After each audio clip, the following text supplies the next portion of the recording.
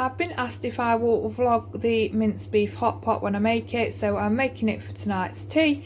So I'm going to take you along and show you what I do. Now this is a pinch of nom recipe. I have swapped a few things about, well no, sorry, just one thing I have swapped about, but I will tell you about that in a moment. So to make this, you are going to need about 800 grams of potatoes, and what you're going to have to do is peel them and thinly slice them for the top of your hot pot. I've got some onion, it wants one onion just diced. I've just got the frozen onion just to be quick and convenient. Need a dash of balsamic vinegar, a teaspoon of red wine vinegar, a tablespoon of Worcestershire sauce, half a teaspoon of xanthan gum. Now if you don't use this, you can use corn flour. I use xanthan gum, it's sin free, and I have to use it in a few recipes that I've tried with the punch of nom for the cakes. So yeah, sin free for that. Some thyme, salt and pepper. You're gonna need some beef stock, and you're gonna need 350 ml of it, and using 2 stock cubes. Now I'm using the Asda's beef stock cubes because I've run out of the beef oxo cubes, but it doesn't make any difference because they are free. 500 grams of beef mince, and the recipe on the pinch of nom is for 4 carrots diced and 100 grams of peas. However, I've got 250 grams of mixed veg, so the peas and sweet corn are free, and carrots and green beans in there are free.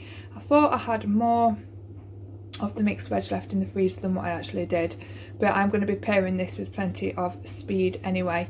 And if you're using xanthan gum, this recipe is sin free. So I'm going to get sorted with the potatoes and show you what you've got to do.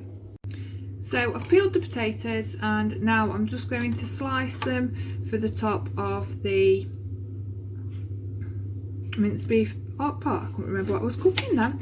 So I'm taking that end bit off for the time being because I don't know if I want that one, but you're looking at about 1 centimetre thick for the top. So I'm just going to slice all these potatoes into the slices, and then I'm going to pop them back in the bowl and just cover the potatoes with water, and then once that's been covered, just pop them in the microwave on full for 5 minutes. Then once you've done that, you need to just drain them and put them to one side while you make the filling of the minced beef hot pot.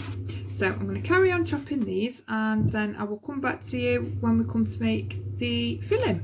So I shall see you in a minute. So I have put the potatoes in the microwave for 5 minutes, and I've now drained them and put them to one side. So now I'm going on to make the filling. I have preheated my oven to 180 degrees. It is an electric oven, and I have sprayed my pan with some fry light. So I'm just waiting for the fry light to start melting in, and then we're going to pop the onions in first. And I have also, while I've been sorting the potatoes out, I've just made up my 350 ml of beef stock with my 2 beef stock cubes as well. So I'm going to pop this onion in. Now if you find this starts sticking, just pop in a little bit of water, and it will just stop them from sticking. I'm just going to give them a stir, and like I said, because these are frozen, these won't take very long at all to soften up.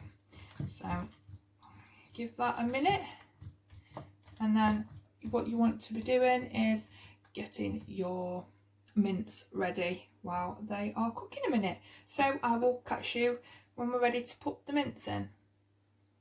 So the onions are nice and soft now, so I'm going to pop in the beef mince.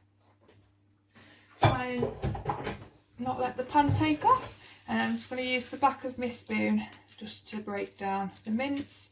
And we're just going to give this a good fry until it is all browned off, which usually takes about 5 minutes. So give this a good break up, get it browned off. Make sure the onions are stirred in as well nicely so it's all mixed in. It's a good stir.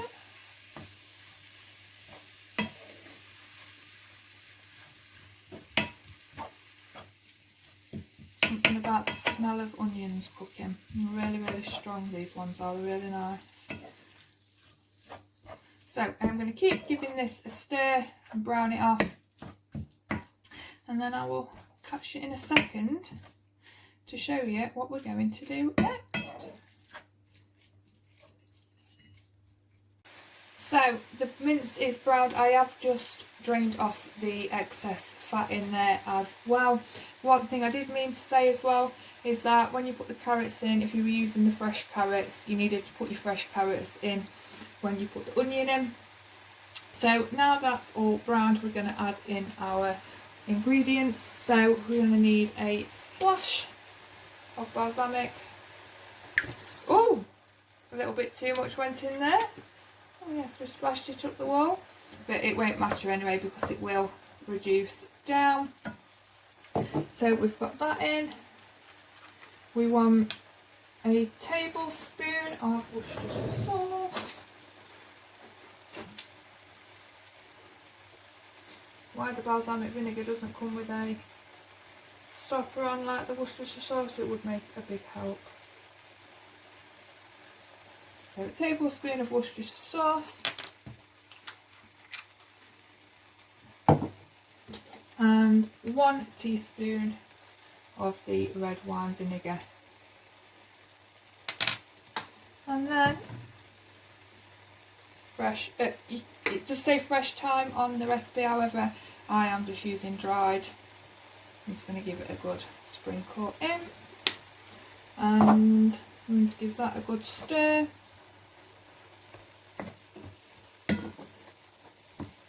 And once I've given this a good stir, I'm just going to pop in the beef stock. So I'm going to add this beef stock in now. Give it another good stir. Make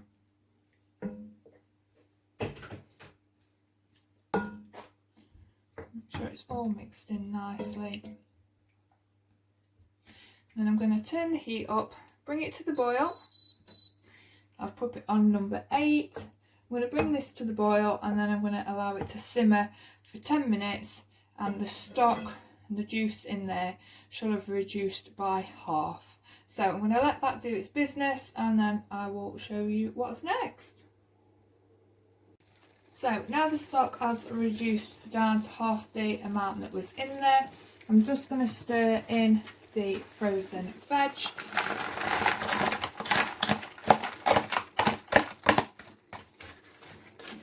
So I'm going to give this a good stir. Try and break them frozen peas up.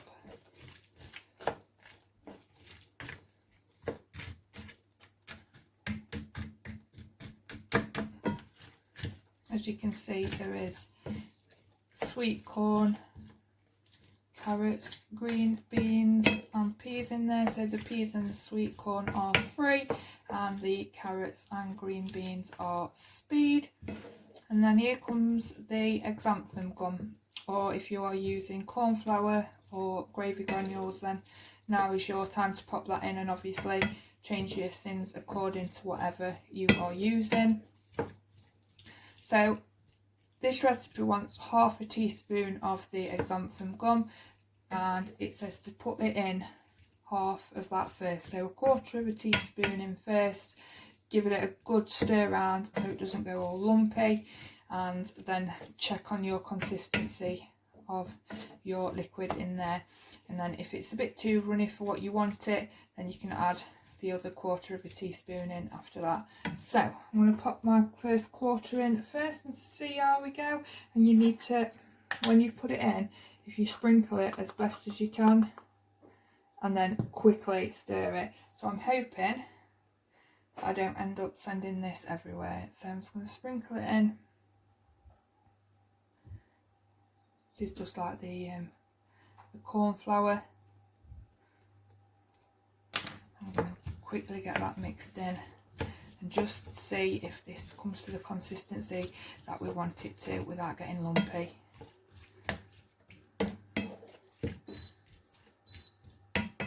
And that's the timer going off. And I still haven't figured out how to turn the timer off yet on this new cooker, so it will stop in a moment. So that is thickening up nicely. However, for mine, I would just like that a little bit more thicker. So I am going to add the other 1/4 teaspoon in now. Just remembering to sprinkle it. You don't want to just chuck this in a big lump, because I've done it before and it's terrible. It does turn into one giant ball of xanthan gum, which obviously wouldn't be pleasant if you got that in your mouth. So quickly get it in, making sure it's not lumpy. And you can already feel as you're mixing it round that it's definitely coming to a nice thicker consistency, so I'm happy with that. So what you're going to want to get ready now is your oven proof dish that you are popping it in. If it hasn't got a lid, you will need some foil, but if you've got a lid, then you are fine. So I'm going to turn this off the heat now, get my dish ready, and I'll show you what we're going to do next. So I've got my oven proof dish ready. This one does have a lid, it has seen better days. It's very old, this one is, so I'm just going to give this another quick stir just to make sure it's not all stuck together, and I'm going to pop that into my dish.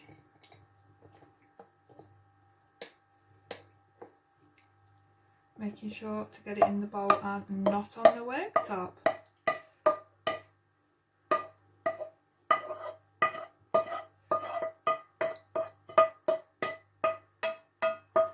So that is all in there now. Just going to spread it down, flatten it all out.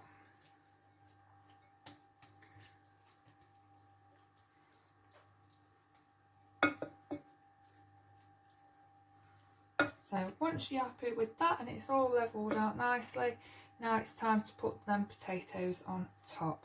So got my potatoes, I'm just going to go around a nice circular motion, well, not a motion, sorry, a circular pattern with the potatoes until the top is fully coated with your potatoes, and I do overlap as well.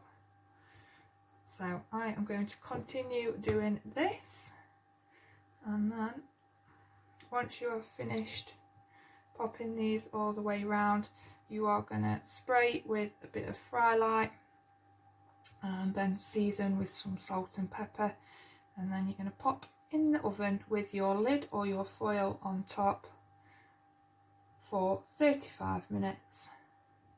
And then once the 35 minutes is up, I will show you what you're going to do next. I'm just going to finish this off. I didn't actually need as many potatoes as I originally thought, because I was going to do it in my big square one, but then again it didn't look like there was enough filling for the big square one. So you can sort of eyeball your potatoes to know how many you will need.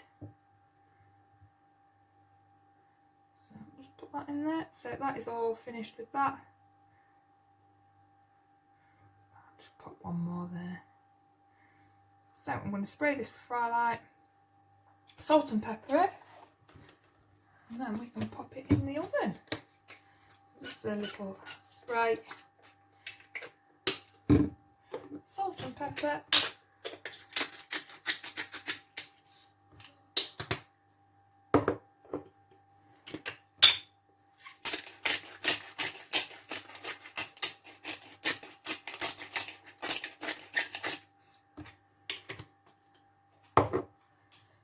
Then I'm going to pop the lid on, pop it in the oven, and I will see you for the next stage.